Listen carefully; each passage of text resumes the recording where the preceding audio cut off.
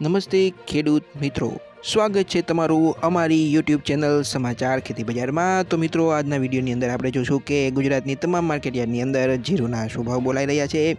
પરંતુ મિત્રો, એની પહેલાં જો તમે ચેનલને સબસ્ક્રાઇબ ન કરી હોય તો ચેનલને સબસ્ક્રાઇબ કરી દેજો, જેથી કરીને ખેડૂતોને લગતા સમાચાર તથા જીરુના ભાવની અપડેટ તમને સૌથી પહેલાં મળી રહે મિત્રો।